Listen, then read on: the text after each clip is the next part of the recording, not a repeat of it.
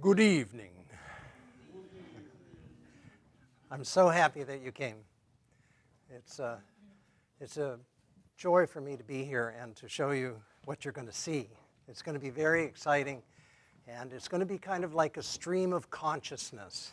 So don't try to hold on to anything, okay? Just kind of go to your breath and stay in it, and we're just going to take you on a magical mystery tour. And there are people in this room who remember way back, who remember a lot of the people who are in this show, and it's something wonderful. So I'm going to share it with you. And thank you, Nora, for playing violin. She's from the underground music scene in Berlin, and she's an American citizen as well, and she's a joy. She's living up in San Rafael. Okay, so the Monterey Peninsula. How did we all get here? Really. I always knew I wanted to come to California. I hitchhiked cross-country in 1964, and I went to Los Angeles. I worked as a cowboy and a ranch hand in Nevada. I hitchhiked to San Francisco, and I hitchhiked back cross-country. And I said, I'm moving to California. And I knew I wanted to live by the ocean. I knew I wanted fresh air. And then I came back. I lived in Haight-Ashbury in the summer of love in a commune. And then I came back as soon as I could, newly married, and my parents had retired here to Carmel, and this looked like the place. Very impractical for me because I was recruited by the CIA as a China scholar, and of course I took their recruitment papers and used them as a little dartboard, and I decided to stay in California. So California means nature. This is Point Lobos, and in 5 minutes, in 3 minutes, in 2 minutes, you can be in nature. It's something very spectacular. It's Mother's Day. This is my mom.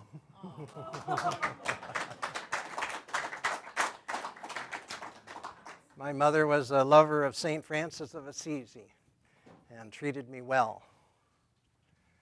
This is my dad. He was a distinguished diplomat, and he retired to the Peninsula, and he had lots of friends.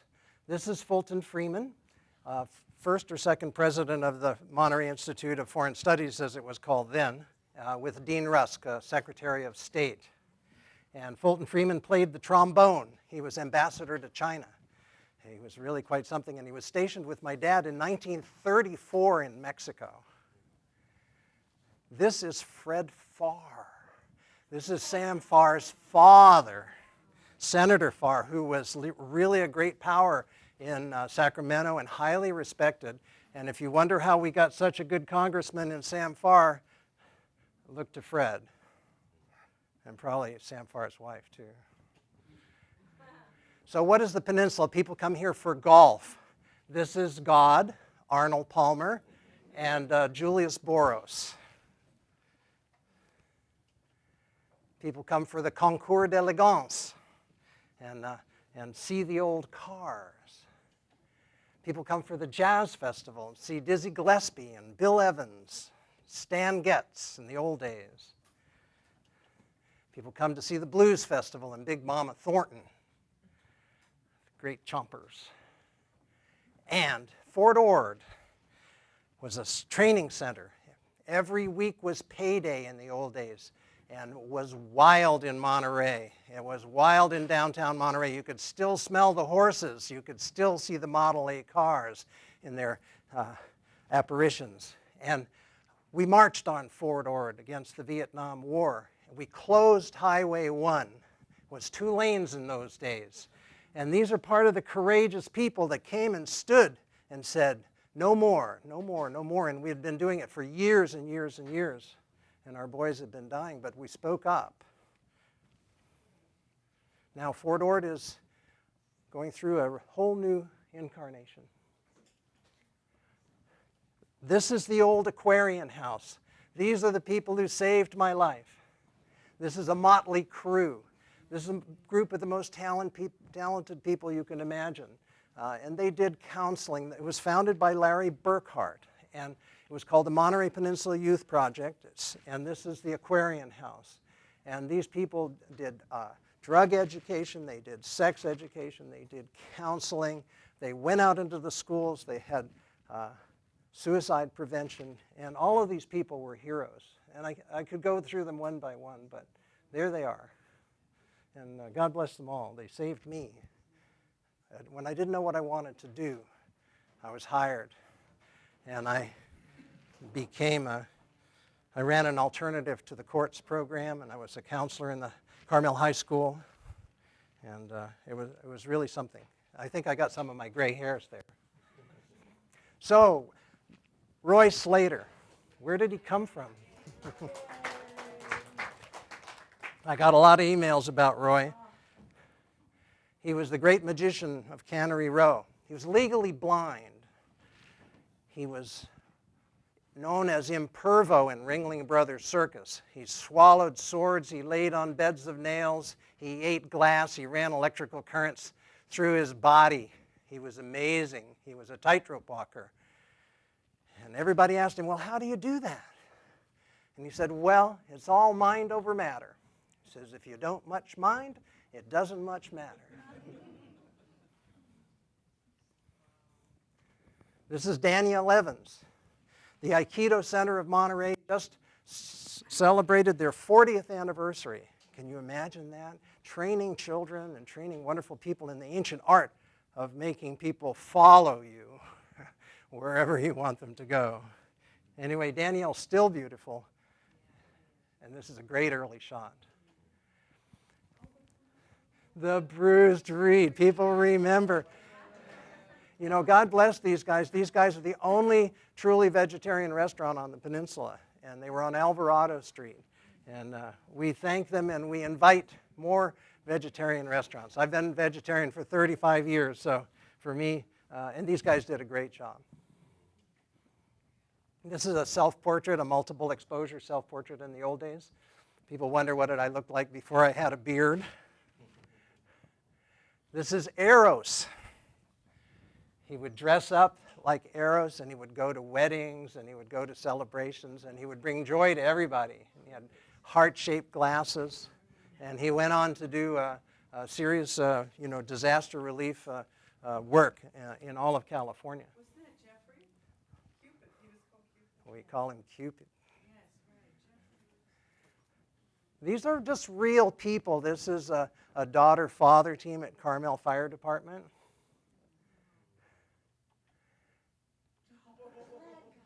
This fellow walks the streets of Carmel living his Celtic life. And he developed a way of living, and I asked him if I could use this picture, and he said, yes, absolutely. So here he is. We celebrate him for being really who he is.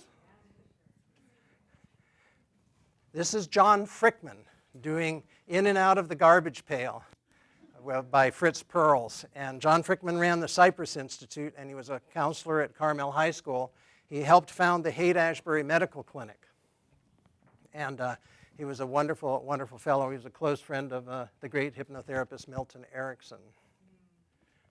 This is Jay Jackson. Jay Jackson was full of light. He was the premier person at the Jazz Festival to take you to your seat. He always had the front spot, and he brought a lot of joy. He was a healer. He was a counselor at Seaside High School, and he saved a lot of people. This is Anderley, who runs the antique store in Carmel called Anderley's.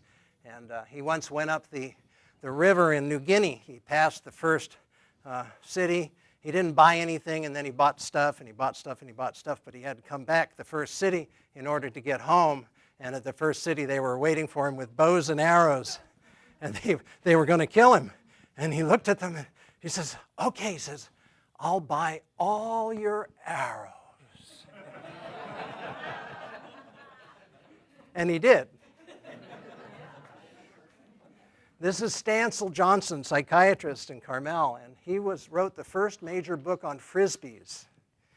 He's right there if you see him. This is Elmarie Dyke.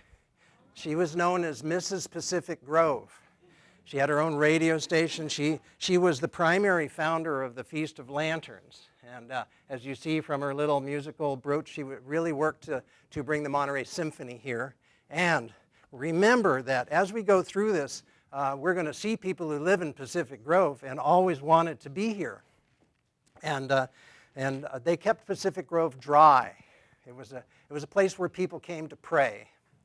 And Elmery Dyke helped to keep Pacific Grove dry. No alcohol in any restaurant in Pacific Grove. And when you see the first liquor store there on the border between Monterey and Pacific Grove, the first building is a liquor store. So everybody, all the holy people in Pacific Grove were all looking for a little And don't forget the halfway house. sacrament. Yes, The halfway the halfway house, house. Papa John's. That's right. This is Peter Nabokov.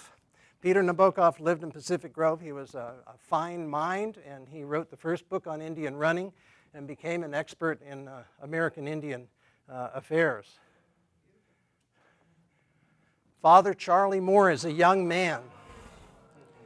Father Charlie ran the Gathering of the Way, and he was very beloved. And because he was a radical priest, he took everybody who was like ostracized by the Catholic Church and couldn't do this ritual and couldn't get married and couldn't do that, and he performed magic for everybody. And behind the scenes, when nobody was looking, Father Charlie was doing the work. He wrote a great book, too. And these next pictures are going to be a little surprise. This is Father Charlie holding his childhood picture. Father Charlie would do baptisms down by the cross at the mouth of the river. And we'll just be quiet in reverence for this next picture. With my flowers on his chest.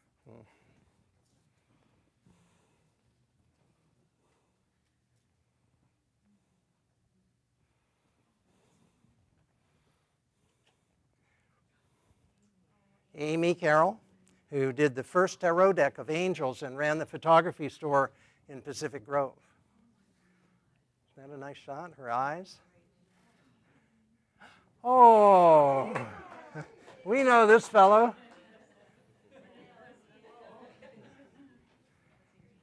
So Ed is an enigma, as all poets should be. He's a great chiropractor. He started out in 1969 in Birkenstocks, and people would come and trade him tomatoes for treatments. And he's been treating probably 150,000 people since, day in and day out. And he's half Cherokee and half Scottish. And you see him always playing the bagpipes with great gusto and a lot of love. And he's also published a wonderful book of poetry called Palimpsest. Oh, this is Susan Nillmeyer. I worked with Susan and Ed for 13 years. And Susan is an expert in craniosacral work, as is Ed. But Susan specializes in children.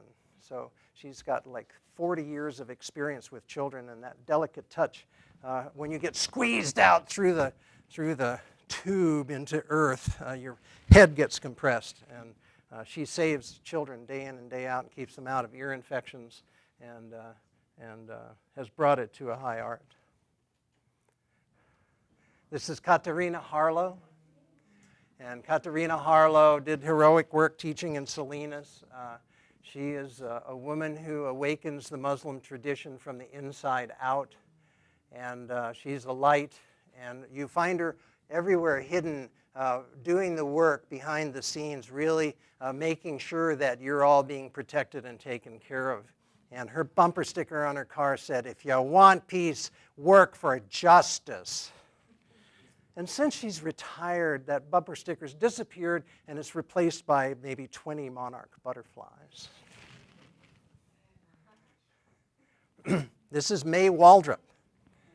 May Waldrop founded the Great Thunderbird bookstore that was out in the valley, and then it moved to the front of the valley. And she was a pioneer in Russian and Soviet-American relations back in the early days when things weren't happening, and she opened up windows, as did Esalen. And she created a bookstore that was a safe haven for everybody, and where you could get a good book before the internet.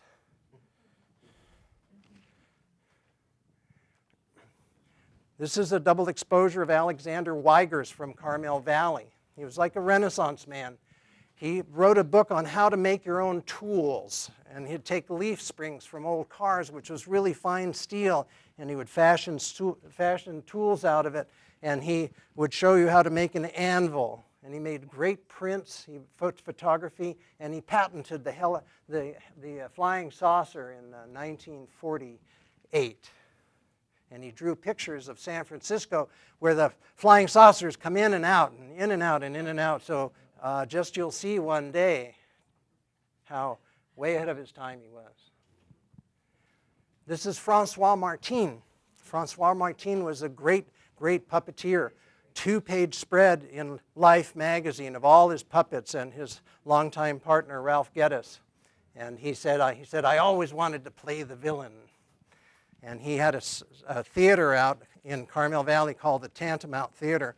And everybody went to the Tantamount Theater on Friday nights for movies. And Francois would come out, and tears in his eyes, talking about the great actresses in the movies, like Garbo. And he was just marvelous. There would be a break in the middle of it, and everybody would have tea in porcelain cups.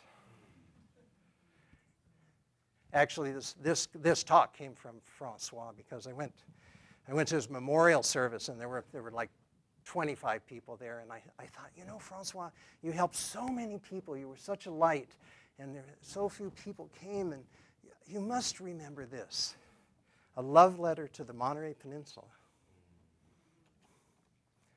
Oh, we grow across Rosie's Bridge in Carmel Valley. Who was Rosie? Well, there he is. He had a bar in there. In the old days, the cowboys would ride in on horses and shoot guns at the chandeliers inside his bar. This is Jack Swanson, the great cowboy artist from Carmel Valley.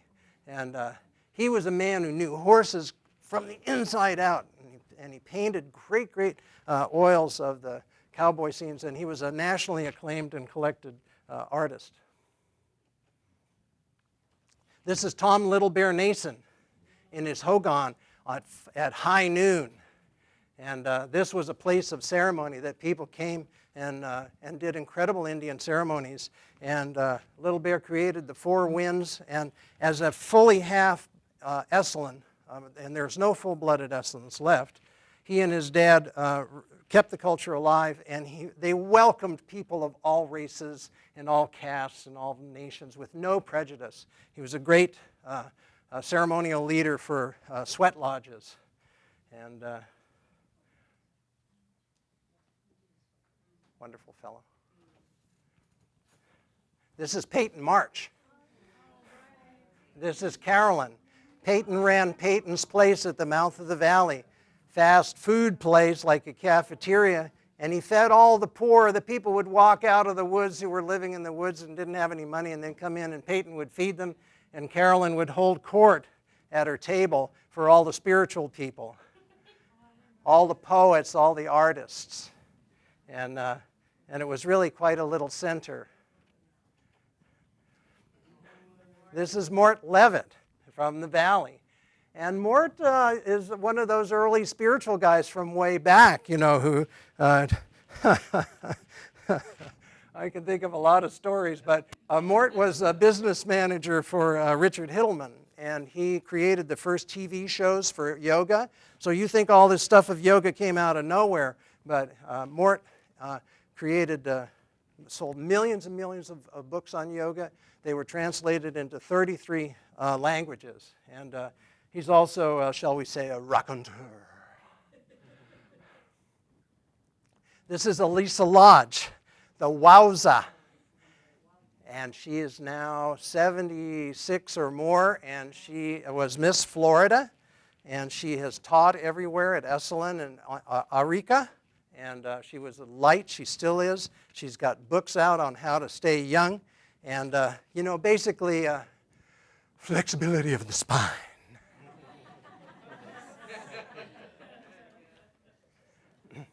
This is Peterson Conway on the right, and a very fine shaman from Colorado named Reuben. Reuben was a Heyoka shaman, a backwards shaman. So if you went supposed to go forward, he'd go out backwards. If you were turned left, he would turn right. And Peterson opened Conway of Asia in Carmel, fabulous store still there, and did really heroic work in Afghanistan back in the old days. And really went in and brought supplies and people and love and friendship.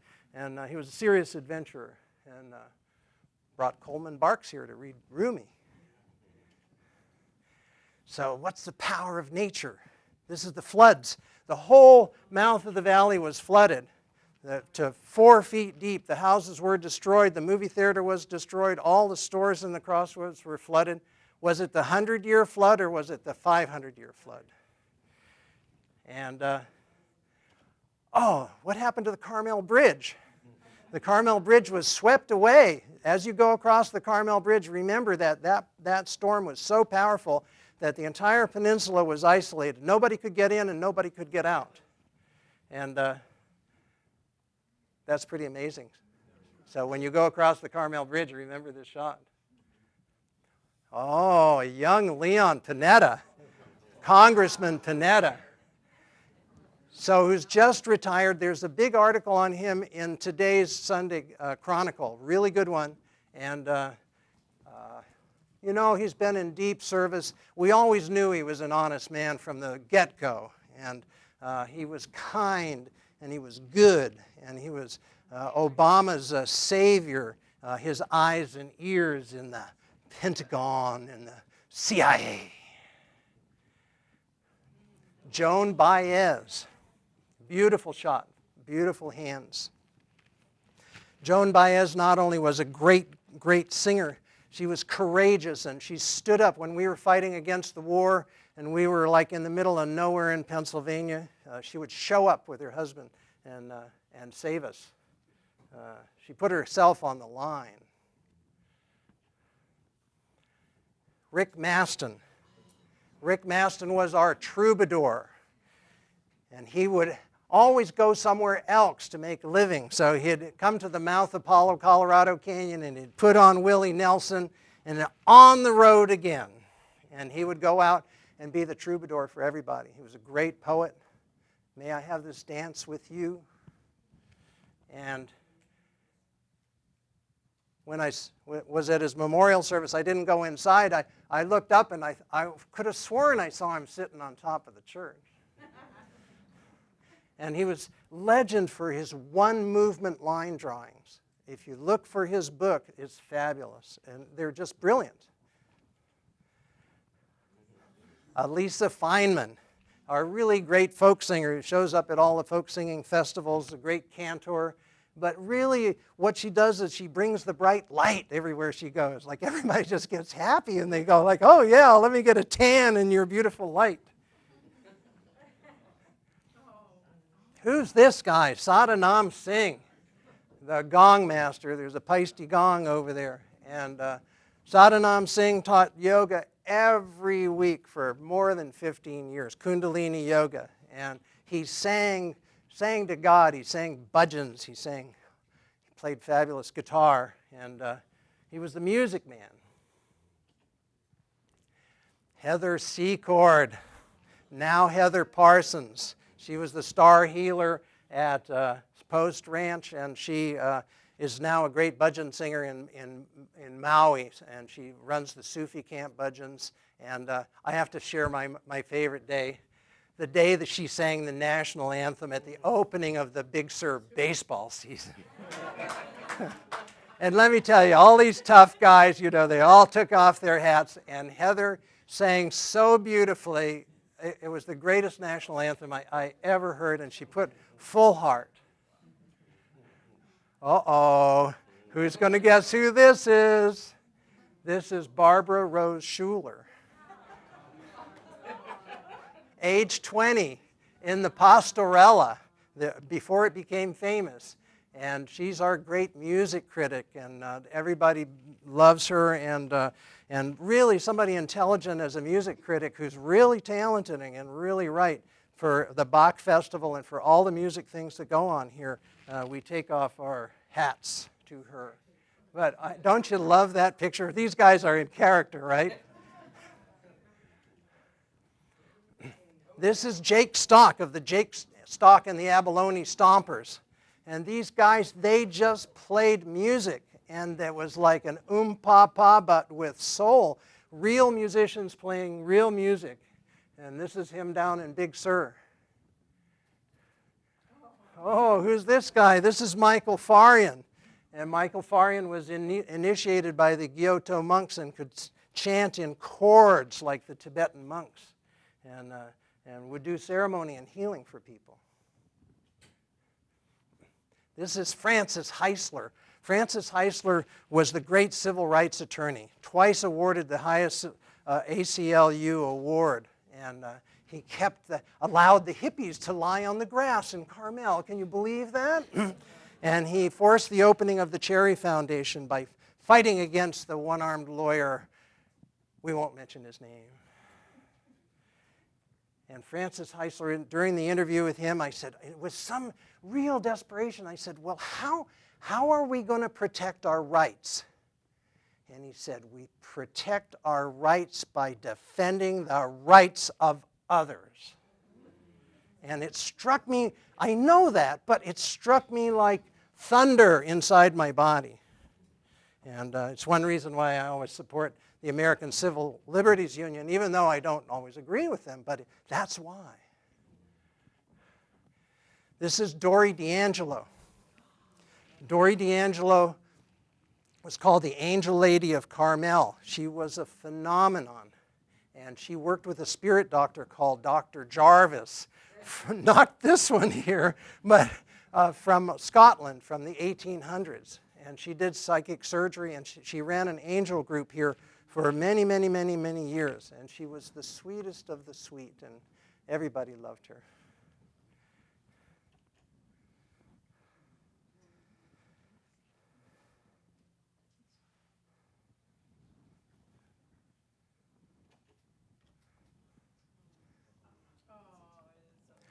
Actually, this picture was supposed to have Bobby Yateman, our friend Sandhya, in it, who was very, very close with Dori, but I couldn't find the picture. I will find it, though. And Sandhya is now running the Rice Project and is doing heroic work. You know, she'll call you up and say there's 7 people living in a car in Carmel Valley, and they don't have any blankets.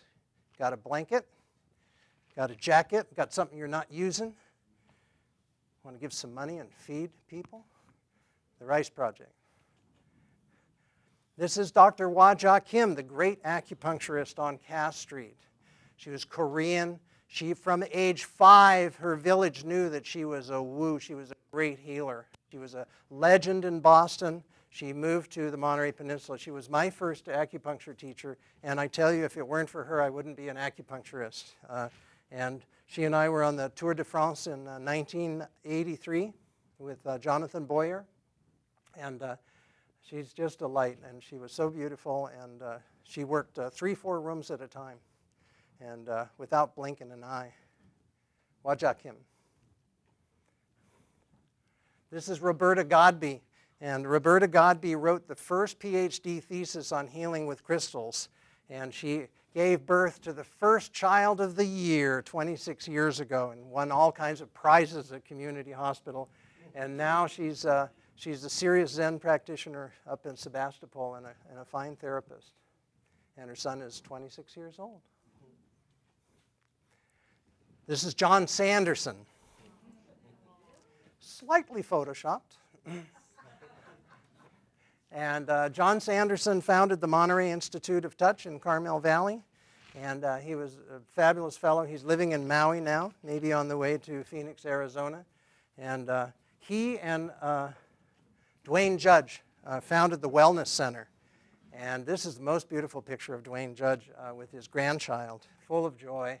And Dwayne Judge was an accountant with a very deep spiritual bent.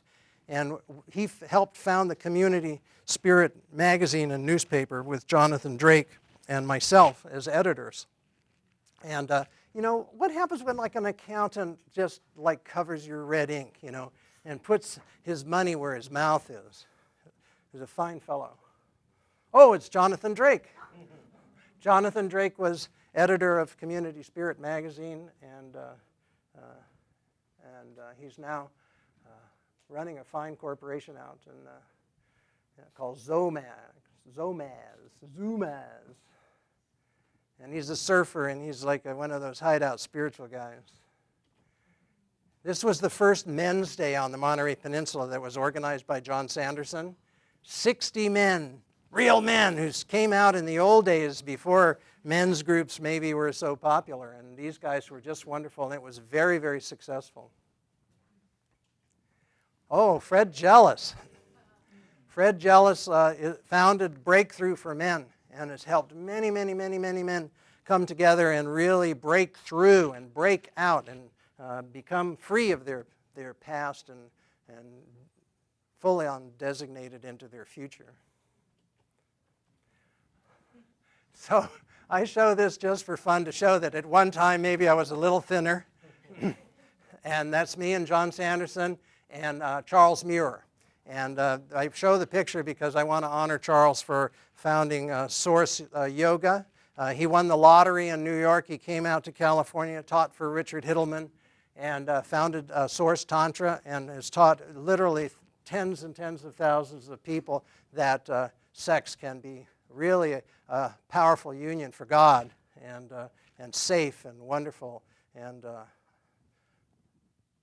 fun. This is Daya Fish. Daya is the one person I go to. I always take her to the reggae festivals, or she takes me, because she's the only person who can go, hear all the words, and I don't understand a single word, and I turn to Daya, and she gives me a full download of what's been said. And she founded the Breast Health Project, and they have 2 million hits a year, only 10 of which are looking for something else. But she's taught women how to do lymphatic breast massage. She has a DVD. She's got a website. And, what she's moving into now is she's really teaching the conservative breast health community that it's really an energetic model, what's going on with breast health. And that she's going to break through and do something really new and take it out to the conservative world. This is Natasha Zellings. Natasha was a fine, fine photographic model sought by everybody.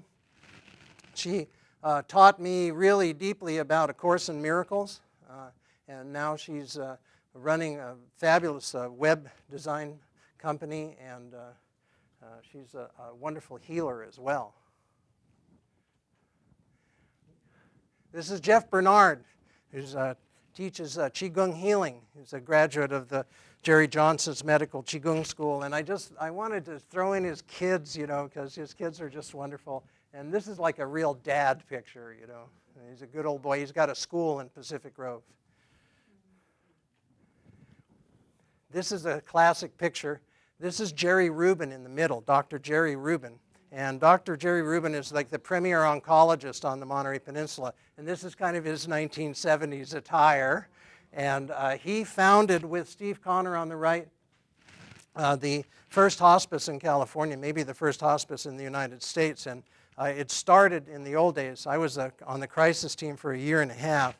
Now Steve Connor, who we'll see again, is a major player in the hospice movement in Washington, D.C. now. And Jerry Rubin has helped untold people through and in and out of cancer.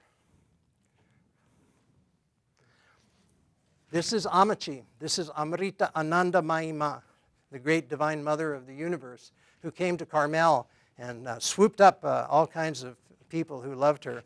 And she came 2 times at least. And she's the bright light. She's going to be in San Ramon under ama.org starting May 30th. She's called the Hugging Saint. She's hugged 23 million people, one by one, by one, by one. I need some water. This is Pierre Panetier. He was the successor to Dr. Randolph Stone. He was the French-Cambodian, and he was the guy who saved polarity therapy, even though Dr. Stone was the great energetic genius. Ed Jarvis studied with Dr. Stone. I studied with Pierre Panetier. Thank you very much. Pierre taught the light touch. He taught love, and he taught positive thinking. And he taught every weekend of his life. to spread the word about polarity therapy. And he was a wonderful guy. I did my advanced polarity training with him. This is Elizabeth Kubler-Ross with Fateh Singh on our left. And Fateh was my first Kundalini yoga teacher. And Steve Connor on the right, who is now in Washington, D.C., transforming the hospice movement. And Elizabeth Kubler-Ross changed the whole game, personally, single-handedly, about death and dying. It was like, oh yeah, it's a normal thing.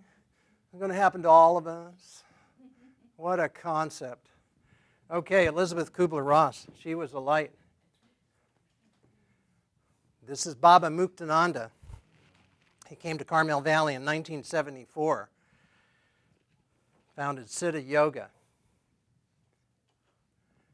This is his successor, or one of his two successors, Guru Mai, with Paul Horn, the great flutist. And she was in Sunset Center. The Sunset Center was packed out, not a chair left, and she gave a brilliant lecture called Is It Destiny or Free Will? And I don't know. You'll have to make up your own mind. Oh, thank you. Is this my vodka? Jolly good. Thank you. This is a young Dalai Lama. And Dalai Lama's changed the world.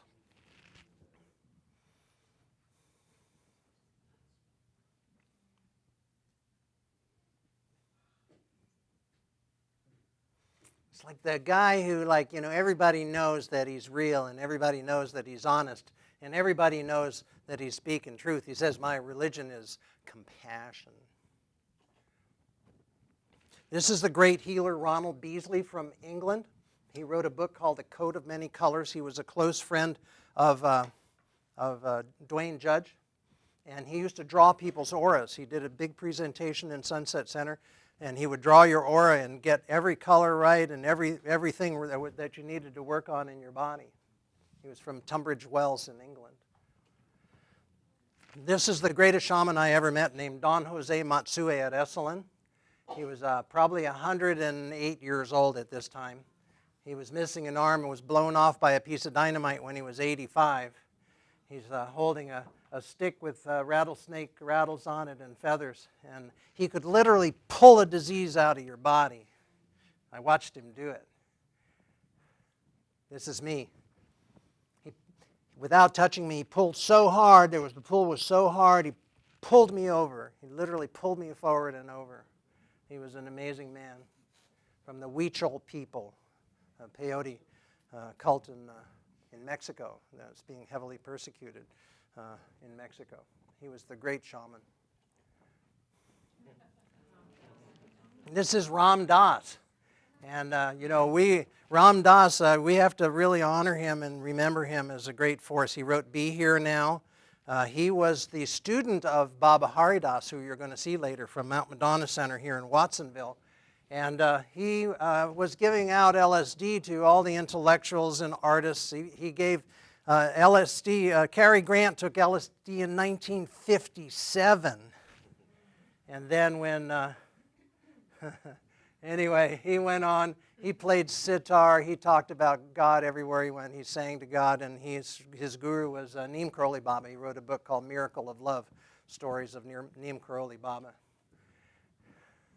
This is a kind of a mugshot of Ram Dass with Jean Houston. And Jean Houston did this thing where she says, okay, lunge like you're going with a sword, like that, okay, and then lunge energetically, imagine yourself lunging, and then move yourself into where you lunged. She had this incredible concept of how things move and how the body is. And they were funny together. This is Andrew Weil, who really was the pioneer. The book that that's not even on his website anymore is called The Natural Mind. And it was like he said, it's natural for cultures to want to alter their consciousness through alcohol or through drugs, psychoactive drugs, or through breathing as you like, or through yoga. And He's really entered into the mainstream as an alternative practitioner. This is the great Ganapati Sachitananda standing in the fire pit on Shivaratri. Those flames are shooting 15 feet up in the air, this far away from his body. He lives in Mysore. This is Bede Griffith. Bede Griffith was really the great synthesizer of Christianity and Hinduism. He wrote a book called The Golden Thread, and he had not an ounce of fat on his body. He lived in an ashram in India, and he was a really amazing guy, and everybody went to see him. It's like, let's see, is there some relationship between Christianity and Hinduism? It's possible. Actually, it's all one. It's all one. It's all one. This is Yogi Bhajan, the head of the Sikhs in the West. I studied White Tantra with him. He was the great master of Kundalini Yoga. And his calling card said, if you cannot see God in all, you cannot see God at all. This is an amazing picture of the great Korean Zen master who was my teacher. Kusan Sunim means 9 mountains opening the meditation season at Tassajara. So this is the day when all the tourists have left who have been there enjoying the hot springs, and the monks are going to really sit. And these are the guys who are sitting and sitting and sitting and doing really heroic work as Zen practitioners. This is Master Kusan. Master Kusan was a barber. He started out at age 46 to get enlightened. He tied a knife underneath his neck when he was meditating, and he attained full enlightenment. This is the feet of the great Karunamayi, who's the manifestation of Saraswati, and she was just up in San Jose. She's under karunamayi.org. The great Saint Ramana Maharshi told her mother directly, said, you will give birth to the goddess. This is Master Teacher. He was the only enlightened white man I ever met. He lived in Wisconsin Dells, and he was a really incredible teacher. He was probably the greatest Bible scholar I ever saw, and he attained enlightenment through Course in Miracles. He said, my awakening was Eastern. He said, I awakened to the cave of Brahma. And he was tough. He was a Marine. He was an alcoholic. And he recovered, and he was a hard teacher, and he was full of love, and his Shakti was as great as any of the masters in India. And he's since passed. He came to Carmel Valley. This is Rashad Field, a Sufi. He wrote a book called The Last Barrier, and he's holding a very fine jade, ancient Chinese jade Taoist piece. This is Morna Simeona. Morna Simeona was the great Hawaiian kahuna, and she taught Ho'oponopono, how to cut the threads and how to get things off of you and finish with them and fill it with love and forgiveness. This is Baba Haridas up at Mount Madonna Center. And I've just today, I got to tell you, I've made a DVD called Sacred Hand Mudras, and I looked at it today, the final edit, and all that work comes from Baba Haridas. And Baba Haridas was Ram Dass's guru, and Ram Dass was instrumental in bringing him to Mount Madonna Center. And here's Mount Madonna Center. Now the Indians in San Jose have discovered Mount Madonna Center. It's like busloads and busloads are going up there. This is Charles Bellier. Charles Bellier helped to found the acupuncture school in Santa Cruz, and he was a very fine Taoist master who inherited a lineage out of Taiwan. His master went into 7-day retreat in a room that was locked and couldn't be opened, and they opened the door, and he had attained rainbow body. There was a pile of ashes and some fingernails and some hair. And Charles Bellier created a journal called Wind Bell. and he wrote a book called Dragon's Play. This is Justin Stone. He lived in Carmel and Pacific Grove for a long time and then moved to Albuquerque. He founded a type of movement called Tai Chi Cha, and it was called Joy Through Movement or Moving Meditation, and he trained thousands and thousands of teachers who are still active all around the world. Tai Chi Cha, C-H-I-H. 20 movements, easy to do, easy to remember. Good for old people, young people, everybody. And he was also an accomplished musician and artist. This is Donald Gilbert. He was a Zen master in Carmel Valley who attained a high awakening. He said that when he woke up, he said, the bottom fell out of the barrel. And he wrote a book called Jellyfish Bones. This is Reverend Gregory Kravchina, and he was the priest at St. Seraphim's over in Seaside, and with the onion dome, blue onion domes there. And he came out of the hard times in Russia. He was arrested and put in jail and tortured, and he's hung to his faith, and then he made it to America. And people still come up to me and see the picture and say, oh, yes, I remember him. He was a kind man. He did a lot of good.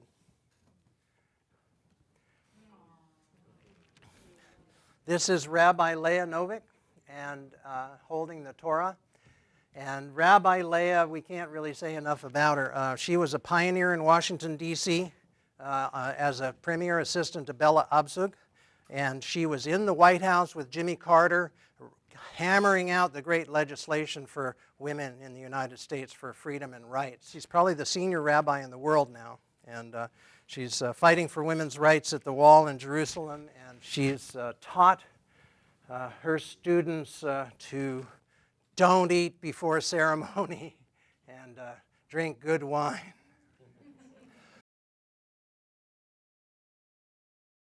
This is Kalisa from Kalisa's down on Cannery Row. She was like our last contact with John Steinbeck. She knew him. She was called Mrs. Cannery Row. They inaugurated a bust of hers on Cannery Row, and her place was a gathering place for musicians and artists and philosophers, a great belly dancing. It was a joyous place, and she's well remembered. This is Jeffrey Sachs. You know, when we're trying to create the underground in Cannery Row, we think of Roy Slater and we think of Kalisa and we think of Jeff Sachs, who lived in a labyrinthine place in Cannery Row that nobody even knew was there. And he opened it up, his heart, to many, many, many, many people. And he's a fine artist. I own two of his pieces. His Seahorse is one of the great pieces I've ever seen. And he was a pioneer before anybody was really pioneering in the cannabis movement. And he's still active. His pictures are hanging at Tilly Gort's right now. This is Eldon Dedini in a 2-negative shot before Photoshop. And Eldon Dedini was the great cartoonist for The New Yorker and for Playboy. And he was a really, truly great artist as well as a great cartoonist. And he could really make you laugh. And his satyrs were always kind of lascivious, and his women were always luscious. And he was a wonderful, wonderful fellow. And I did a story on the three cartoonists, and then they merged. They had a show at the museum, and then they became even better friends. This is Hank Ketchum, who did Dennis the Menace.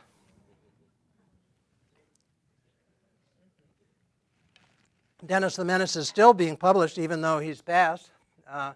But Dennis the Menace was all over the world. And the Dennis the Menace the other day was, Dennis is saying to his mom, "Mom, I don't think it should be Mother's Day, it should be Mother's Week." This is Gus Areola, double exposure. And he did a cartoon called Gordo that was nationally syndicated and very popular. And he had characters like Tijuana Mama, and he was a very interesting fellow, good artist. And this is our beloved Bill Bates. And I was in the store today, and it says something like, "You must remember this," you know, not quite exactly like that, but the cartoons of Bill Bates. It's for sale now. And Bill Bates's cartoons are hanging in the post office in Carmel, and they're just hilarious. And so I'm driving down Carmel today. It's Mother's Day. Every crosswalk is full, and I think about his cartoon of the car waiting to cross with all the people going, and there's a skeleton inside with a skeleton arm hanging out. So, you know, his cartoons were hilarious. This is Harry Downey. Harry Downey was responsible for the restoration of the Carmel Mission. He was a really, really interesting guy, and he did it the old way. And really, if he were going to have one motto, he said, no straight lines. So when you go to the Carmel Mission for the Bach Festival, it was collapsed. The roof was collapsed. It was gone. It was forgotten. It was just sitting out in the middle of a field. And Harry Downey brought it back to life, and then he became a consultant for all the other missions in California. And he's buried in the cemetery with about 2,750 Esselen Indians.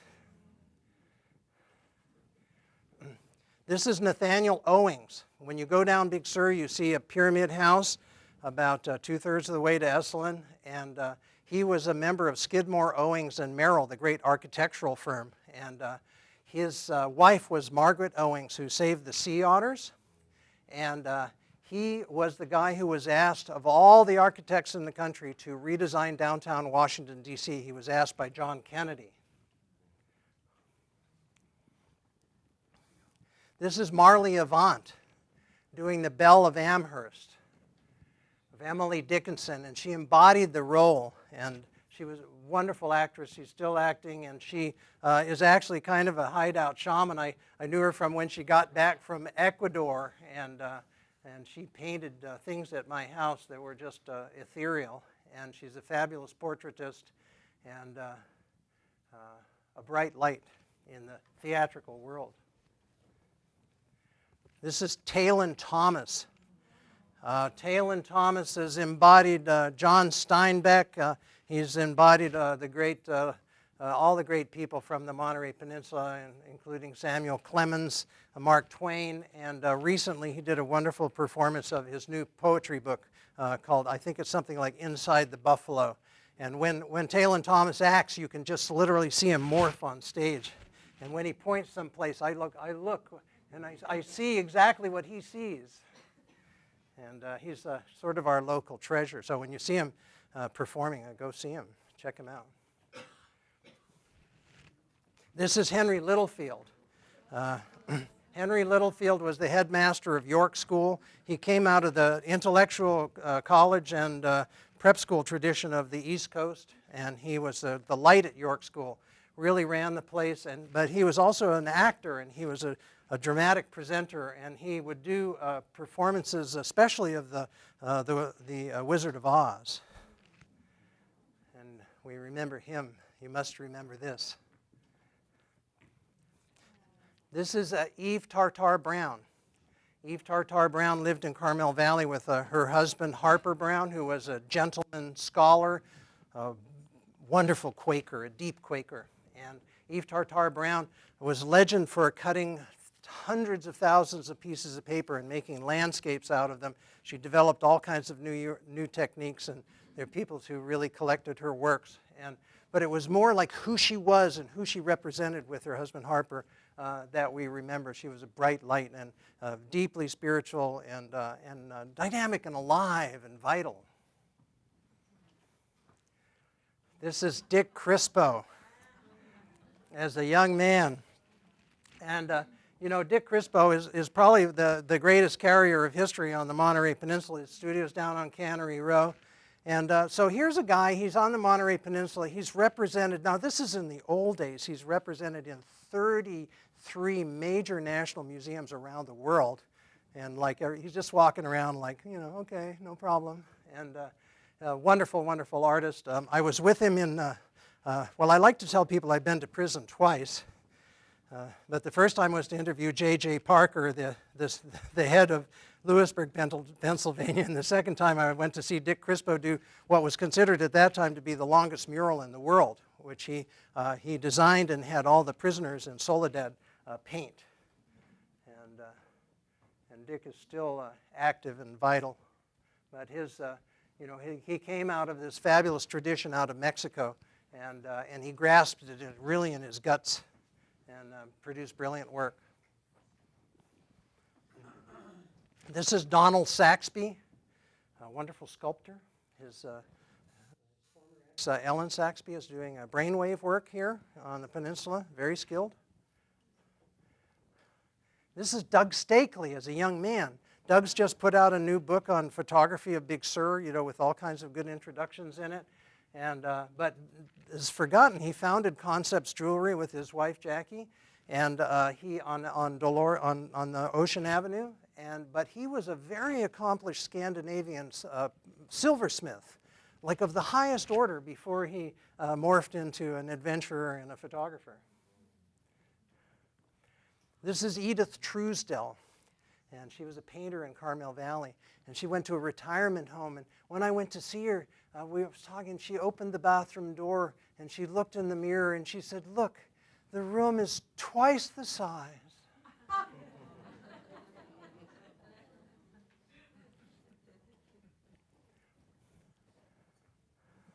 This is Allison Cameron, who was a great painter, a brush painter from China, and her father was the great general of World War II.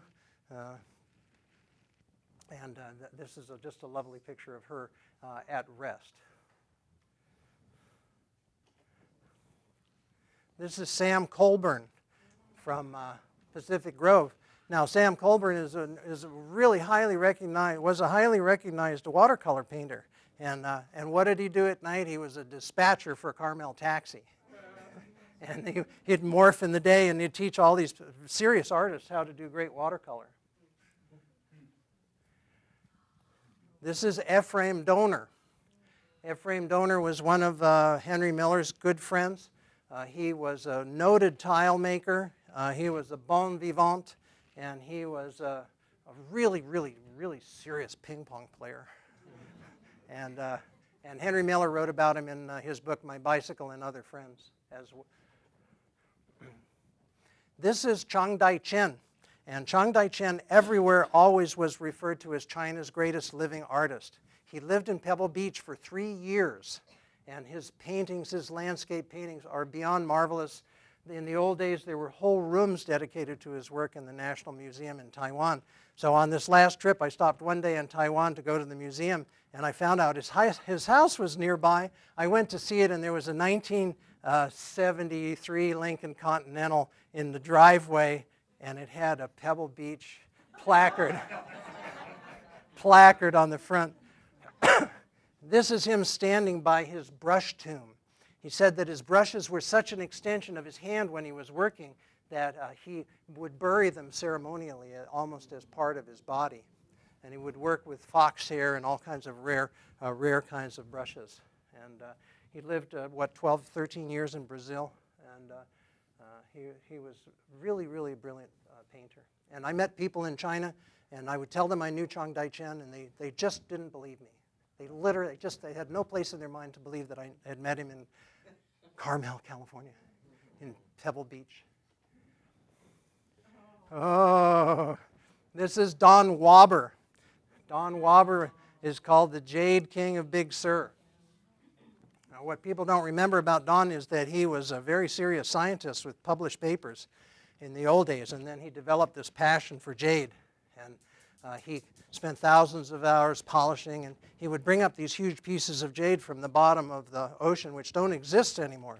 He's got the great collection still in Pacific Grove with pieces for sale. And people would ask him, well, how did you bring a 3,000-pound piece of jade up from the bottom of the ocean? And he would say, well, first you get a case of beer.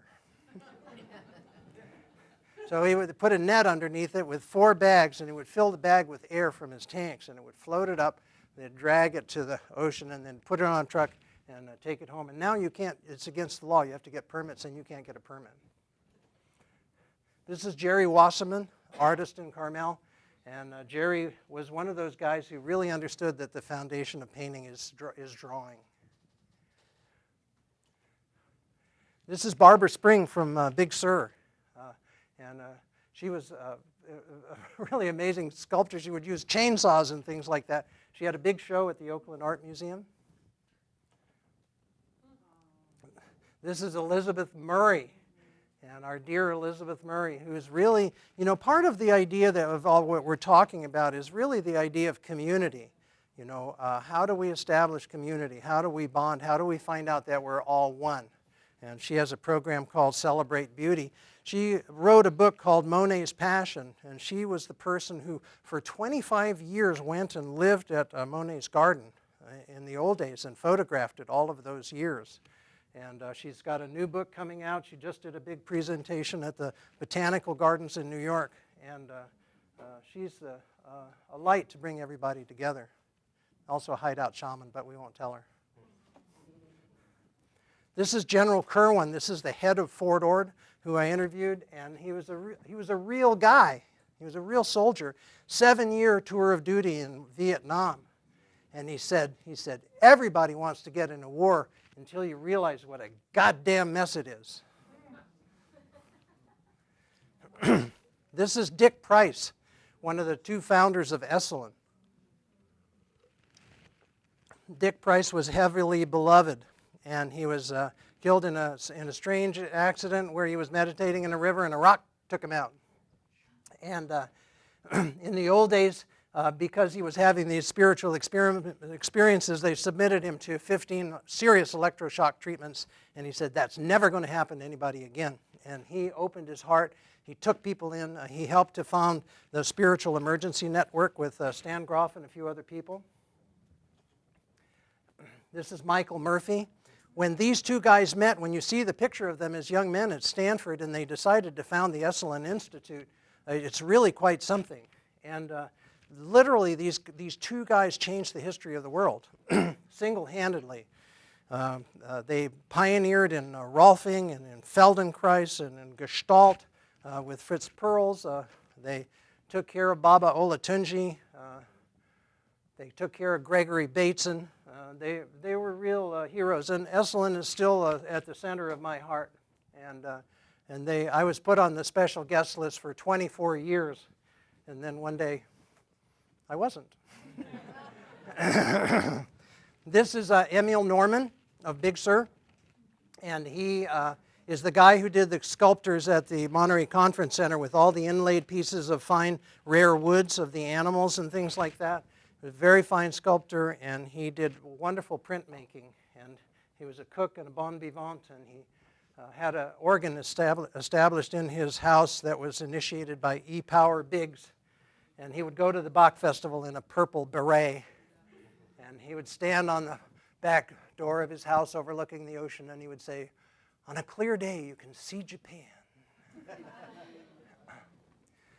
This is Edmund Cara. Edmund Cara lived in Big Sur, and many people agreed that he was one of the truly finest sculptors in the entire United States. Very, very, very skilled, and hopefully his work will be more circulated. And he was a real guy. This is Lyndall Demery. We call her a Big Sur woman. She's been down there a long time in the wilds of Big Sur.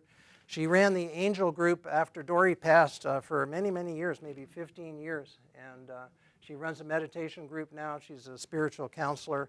And she's survived all those years down there and ready to move back to civilization as we know it. This is Emil White. Emil White was Henry Miller's best friend. He gave his house to become the Henry Miller Memorial Library. He was a noted, internationally known primitive artist. He was a bon vivant. He was a close friend of Henry Miller's. And he was the person who read Siddhartha by Hermann Hesse in German. And he said to Henry, he said, this should be translated into English. And now everybody by the 100 million books has read Hermann Hesse's Siddhartha, mandatory reading in college in the old days. And this is Emil White and Ephraim Donor at Emil's 80th birthday at Nepenthe. This is Ed Guardian, who was the guardian of the Big Sur Inn for many, many, many years, and holding a whale vertebrae. And he would give everybody like a little string with an Indian brass bell on it, and it was just a beautiful thing. People would take it home, and it would always remind them of Big Sur. It would remind them of the Big Sur Inn, which has now been declared a national heritage site. And Ed was thrilled to be able to run the inn for so many years. And this is a picture of Ed standing on his head. But the reason I put this in was that the Big Sur Inn was where people could work. In the old days, if you wanted a job, in the old days, you worked at the Big Sur Inn first and then Nepenthe, and that was it. And the number of people that went through as waiters and waitresses and cooks at the Big Sur Inn was terrific. And it was my mom's favorite place. This is Bill Fassett, who founded the Nepenthe with his wife Lolly. And this is the day that Jonathan Drake and I were with him, and he was watching 2 football games, and he was placing bets on the phone like for horse races, and he was carrying on a high-level conversation of Zen Buddhism.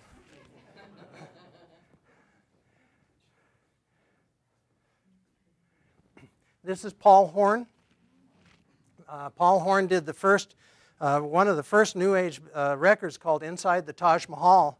And he was a legendary flutist, a really wonderful guy. You saw him with Guru Mai in that wonderful picture of her laughing. And he would come to Esalen with the great Tai Chi master, Al Huang. And you knew when they were there that the whales were running. You knew the dolphins were running, the whales were running. They always came when the whales were there.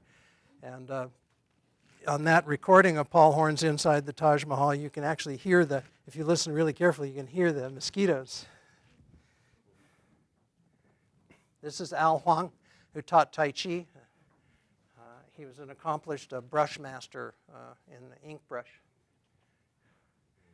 And you could see the clarity of vision. This is Stan Groff. Stan Groff created holotropic breathing, and he also was the pioneer in using LSD as therapy, particularly helping people transition off the planet and to use LSD respectfully and intelligently. And LSD has been kind of forgotten, and the quality has gone down quite a bit, I hear. Stan Groff was a real pioneer at Esalen and traveled around a lot. This is Kip Stewart, an artist from Big Sur. He did wonderful watercolors that captured the spirit of Big Sur, a certain kind of feeling of how the wind moves and how the light is. This is Father Bruno, who is the head of the Camaldolese monks down in Big Sur. And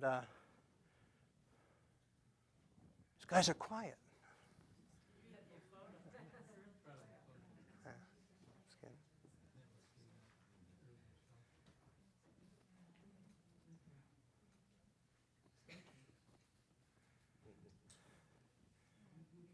So we've been concentrating on faces. I thought we'd concentrate on bellies for a while.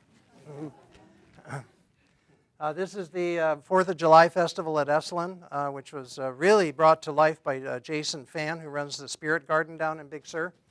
And this was like a really joyous moment. This is Walt Trotter. Walt Trotter, probably with Gary Coppell, who owned the Coast Gallery, founded the Big Sur Fire Department. And Walt Trotter was known as the Paul Bunyan of Big Sur. He could take a piece of iron and he could just bend it like that. He was the guy that everybody went to and they needed help. And founding the Big Sur Fire Department was a big deal. This is Baba Olatunji, old friend of Leia's.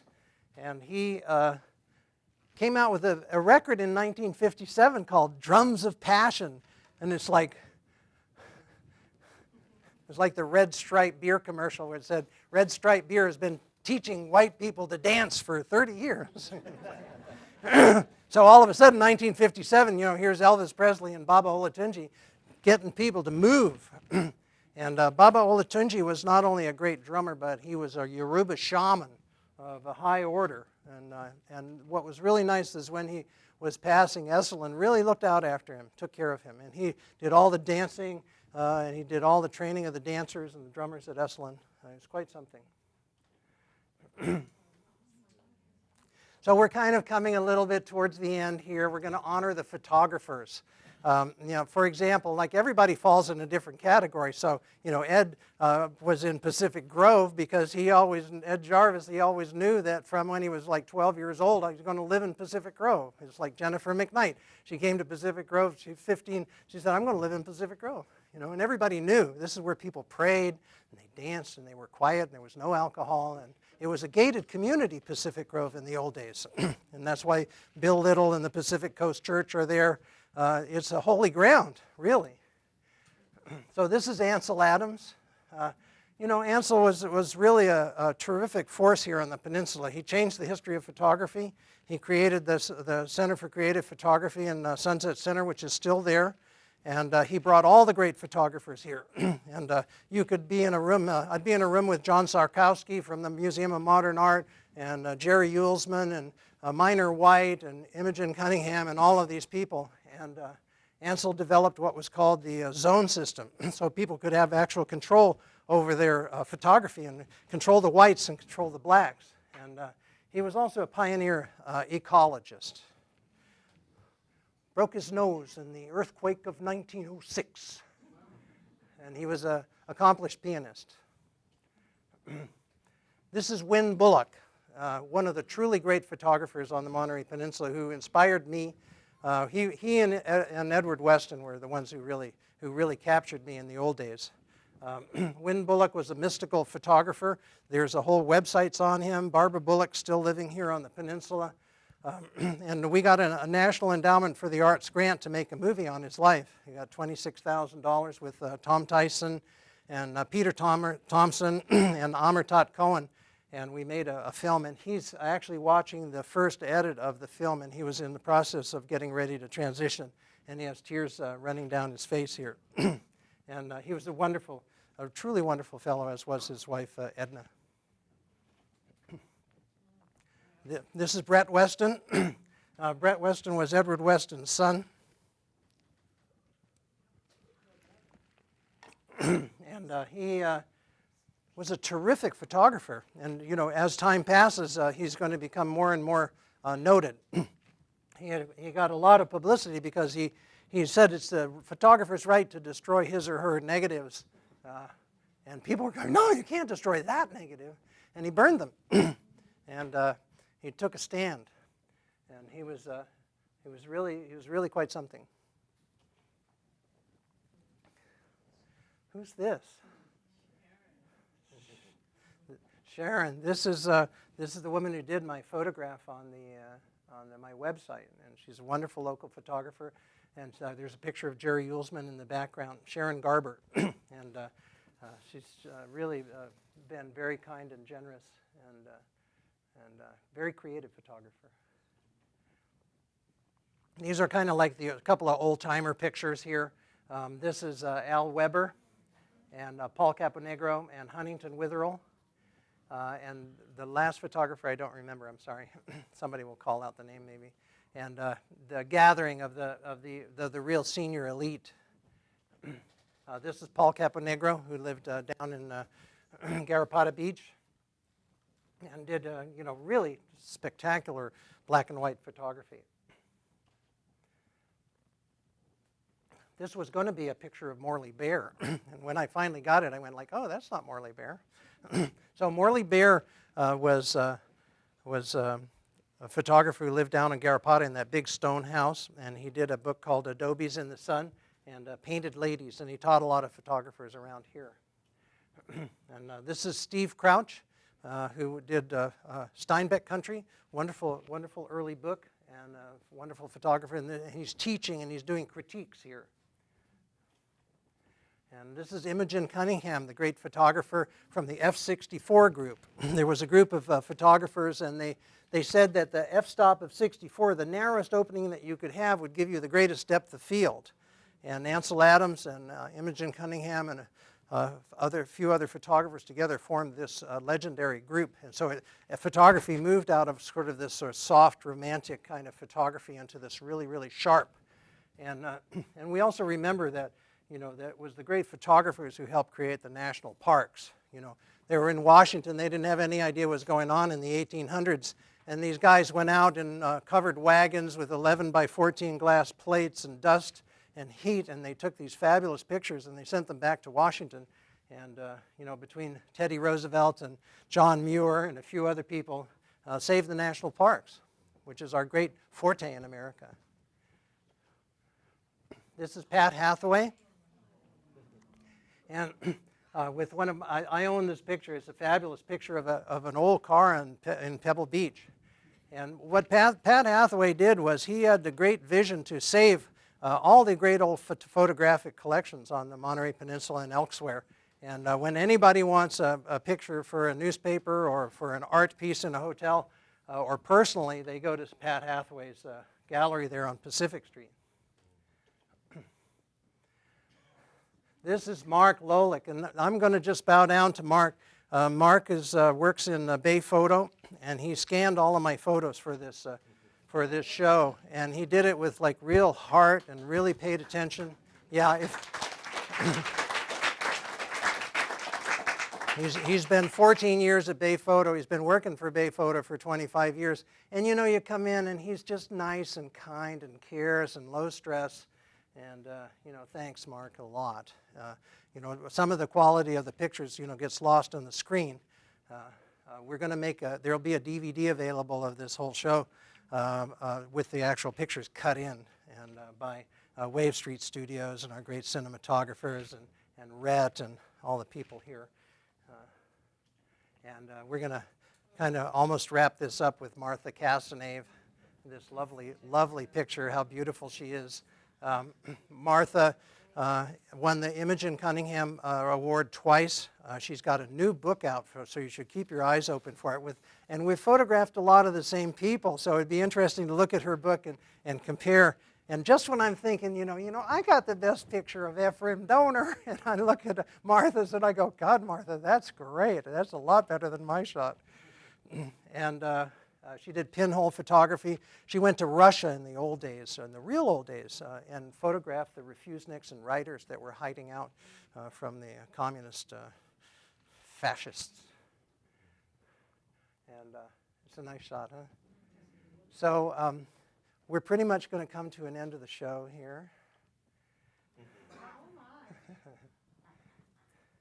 And no, that's at Esalen. And this is by my friend Glenn Frieder, the great chiropractor who used to be in Carmel. And so that's kind of the story, we must remember this, what is it that we have to remember? New generations are coming and wonderful things are going to happen. And this wasn't just the only people. There were hundreds and hundreds of other fascinating and wonderful people. And I could name you dozens of people that I didn't meet or I did meet and I didn't photograph or I did photograph. And, for me, photography has been a passion all my life. I've taught photography at MPC. I taught history of photography and how to raise your consciousness through photography, and I did a photography lecture series. And I started out at the Carmel Pinecone as a staff writer for $2.50 an hour. I made more money when I was 16, and then I wrote for Health and Consciousness newspaper here, and then I was art editor of Monterey Life magazine, and then I wrote a column for Gadabout magazine. I wrote for Game and Gossip. I wrote for the Herald. And Jonathan and I edited the Community Spirit magazine. I think we ran 30,000 copies from Santa Cruz to Big Sur for free. And it was a really early consciousness-changing magazine. And so, photography is changing. If I held up a roll of film, most kids wouldn't even know what it is anymore. We're moving into digital. We're moving into a new age in photography. People are holding up their iPad books like this. People are holding up their cameras like that and not looking through a viewfinder. Martha Casanave will tell you that her hands have never touched a digital camera. And this was the old school, trying to bring you some story about what black and white photography was really about, and that this photography literally changed the history of the world.